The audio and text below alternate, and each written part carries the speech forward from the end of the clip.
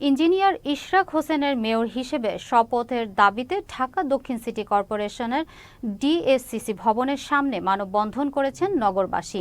এ সময় আগামী ২৪ ঘণ্টার মধ্যে তাকে দায়িত্ব বুঝিয়ে দেওয়ার জোরালো দাবি জানান তারা।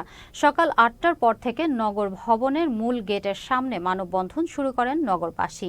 এরপর হাজার হাজার মানুষ জড়ো হয়ে সমাবেশে রূপ নেয় মানববন্ধনটি। পরে মূল ফটক থেকে নগর ভবনের সিঁড়িতে এসে অবস্থান নেন তারা। মানববন্ধনকারীরা জানান, আদালতের রায় আর দক্ষিণ সিটি কর্পোরেশনের মানুষের ভোটে নির্বাচিত হয়েছেন ইশরাক হোসেন। জনতার মেয়রকে পদে বসাতে মেয়র হিসেবে দেখতে রাস্তায় নেমেছে জনতা। অবিলম্বে ইশরাক হোসেনকে মেয়র হিসেবে শপথ করানোর জোর দাবি জানান তারা।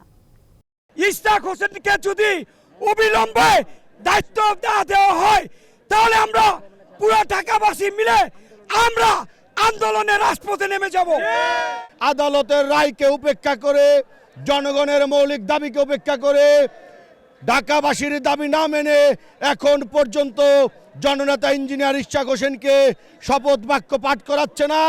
আমরা ঢাকাবাসীর তীব্র নিন্দা ও প্রতিবাদ জানাই। ডক্টর ইউনূসকে আমরা বলতে চাই, যদি আপনি যদি আমাদের জনতার মেয়র ইঞ্জিনিয়ার ইশরাক ভাইকে শপথ পাঠ না করান, পুরা সারা ঢাকাবাসী আপনারা রাজপথে নেমে এসে আন্দোলন করবে।